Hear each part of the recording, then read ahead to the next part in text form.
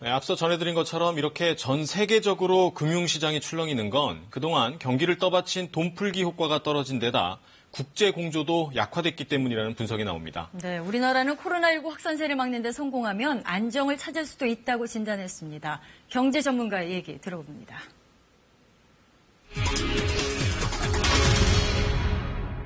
이미 유럽 같은 경우에는 마이너스 금리가 확산되어 있다 보니까 금리를 낮출 수 있는 여력도 별로 없고 낮추더라도 효과가 크지 않은데 부작용만 키우지 않을까 하는 우려가 작용했던 것으로 보이고요. 네. 미국 같은 경우에는 트럼프 대통령이 나서서 급여세를 걷지 않는 감세안을 추진하겠다라고 이야기까지 했었는데 사실은 이것이 의회의 반대로 네. 의회의 문턱을 넘지 못할 것이라고 하는 전망이 확산되면서 네. 도리어 실망감을 키웠던 것으로 보입니다.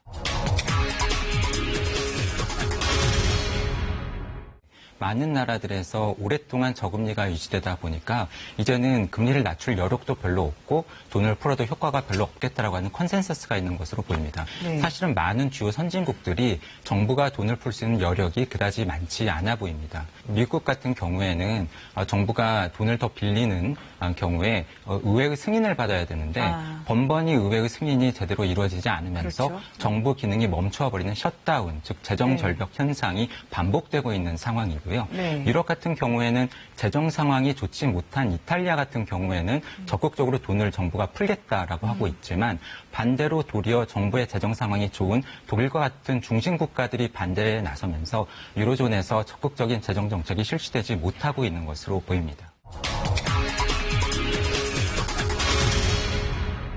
과거에는 모든 국가들이 같이 금리를 낮추고 재정으로 돈도 풀고 했는데 최근에는 사실 글로벌 공조가 잘 이루어지지 않는 모습이 나타나고 있어요.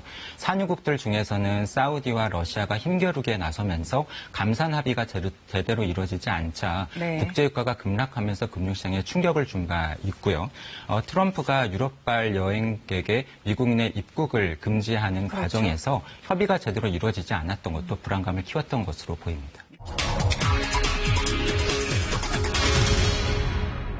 사실은 이번 코로나 사태의 발병지이자 네. 가장 먼저 심각한 사태를 겪었던 중국 그 경우에 감염자 수가 감소세에 접어들면서 최근에 글로벌 금융시장이 불안정한 가운데서도 상대적으로 중국 증시가 선전하는 모습을 보이고 있습니다. 네. 우리나라 같은 경우에도 보건의료 시스템이 비교적 선진화되어 있고요. 네. 정부가 적극적으로 대응에 나서고 있기 때문에 만약에 이렇게 적극적으로 대응에 나선 결과 앞으로 감염자 수가 줄어들 수 있다고 한다면 금융시장의 안정도 빠르게 되찾을 수 있을 가능성이 있는 것으로 보입니다.